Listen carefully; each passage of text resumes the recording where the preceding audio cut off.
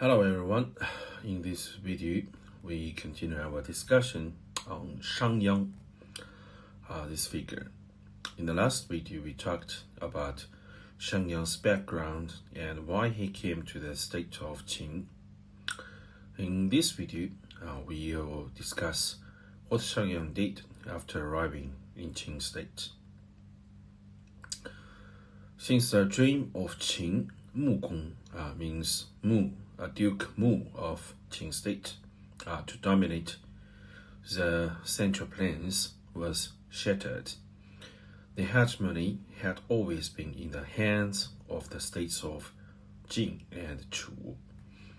Jin to the east and Chu to the south squeezed Qing state into the narrow area of the Rong and Di tribes, leaving no room for development.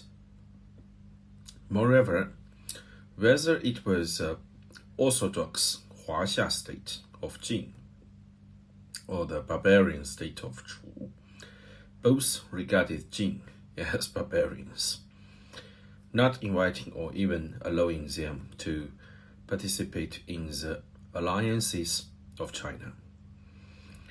Even when Jin was divided into three states, the state of Wei alone was enough to surprise Qing state.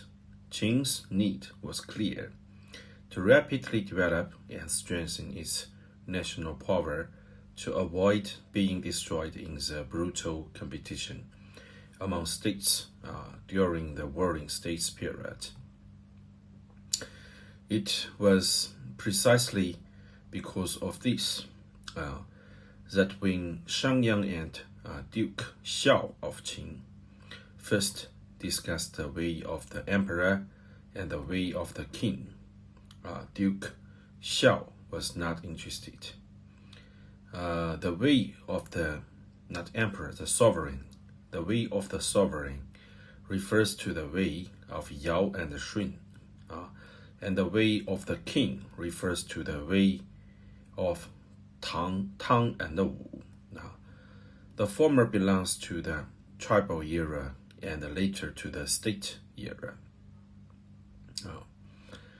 neither of which was suitable for the Warring States period. Duke Xiao of Qing made it clear when discussing the way to strengthen the country with Shang Yang. Although the way of the sovereign and the way of the king were good, it would take at least decades or even hundreds of years to achieve. Duke Xiao and the state of Qing could not wait that long. Therefore, at that time, the only practical approach for Qing state was a way of hegemony. On the surface, the way of hegemony was the way of the five hegemons of the spring and autumn period. But for Shang Yang, it was a way to strong state or even the art of strengthening the state. Although art is not as noble as a way, the way cannot be eaten as food. Moreover, only a strong army can allow one to claim kingship and hegemony. One must first achieve hegemony before aspiring to empire. Thus, Duke Xiao of Qing entrusted Shang Yang with the task of reforming the laws and governance. Reforming the state essentially meant reforming the system or constitution. So, what system did they reform first? The feudal system. The characteristic of the feudal system was decentralization of power. The Son of Heaven, that means the king would decentralize power to the lords, thus establishing states. The lords would decentralize power to the ministers, thus establishing fiefs and families. Power, feudalism, and states were a trinity. However, once power was decentralized, it was difficult to reclaim. When the subordinate became strong, the superior could only hold an empty title. The result was that during the spring and autumn period, the lords usurped the power of the kings, and later the ministers usurped the power of the lords. When the king was usurped, the state perished. When the head of a family was usurped, the family perished. The state of Jin was divided into three by the Zhao, Wei, and Han families. The state of Qi saw the Jiang family replaced by the Tian family, and the state of Lu gradually declined. That's all the truth. If the state of Qin wanted to become stronger than other states in this period, it had to replace decentralization with centralization, and the Zhou system with the Qin system. So, Shang Yang first established the transition from decentralization to centralization. So, what was his specific plan? The feudal nobles had hereditary titles and private ownership of land. The arrogant nobles of the spring and autumn period, whether the three Huan of Lu state or the six ministers of Jin state, all enjoyed such privileges. Because of these privileges, the monarch could not control them, and they were able to maintain private armies and seize control of their territories, sidelining the monarch. Clearly, if the monarch wanted to centralize power, he had to first eliminate the nobles. However, the nobles could not be eliminated immediately, as this would cause a full-scale backlash. Shang Yang could only first replace the old nobility with new nobility. The specific plan was to base status on military merit, not bloodline.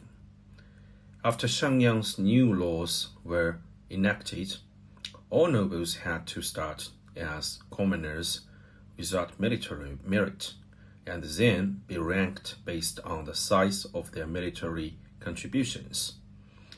Those without military merit would have their titles revoked and be demoted to landlords and wealthy commoners, just a wealthy average person. Those with military merit could be ennobled, with the highest rank being like marquis to the top. Moreover, as long as someone had military merit, even if they were not of noble blood, they could be ennobled and become part of the new nobility. What was the difference between the old and the new nobility? The old nobility were lords, while the new nobility were landlords. According to the Zhou system, ministers had governance rights over their fiefs, and these rights could not be interfered with by the lords. The subjects in the fiefs, including household servants and commoners, were legally and morally loyal only to the head of the family or minister, and not to the monarch or called lords. However, under the new system designed by Shang Yang, or called the Qin system, the new nobility had neither property rights nor governance rights over their fiefs, only financial rights. In other words, they could only collect taxes, not manage civil affairs. The subjects who were originally under the lords were restructured and placed under the administration of local officials appointed by the central government, becoming directly subordinate to the monarch. The immediate result of this reform was that there were no more lords. Without lords, there were naturally no fiefs. From then on, Qing state had no more fiefs, only counties. The country was divided into 31 counties, each governed by a county magistrate and a deputy magistrate. When Qing state later conquered other states, no new fiefs or states were established. Without fiefs and lords, there were no true nobles. Without nobles, there was no need for hereditary titles. Therefore, whether they were ministers or local officials, all officials were appointed by the monarch based on their abilities and performance, not by hereditary titles. Capable and talented individuals, even if not from Qing state, could enter the leadership and decision-making levels. Conversely, even the most prestigious families in Qing state had to step aside. This was Shang Yang's political reform, which can be summarized in 3 sentences. Abolish the lordship system. Implement the lord-land system. Abolish the feudal system. Implement the county system. Abolish the hereditary title system. Implement the official appointment system. The practical significance of the reforms was centralization of power. This was the core of Qing's reforms.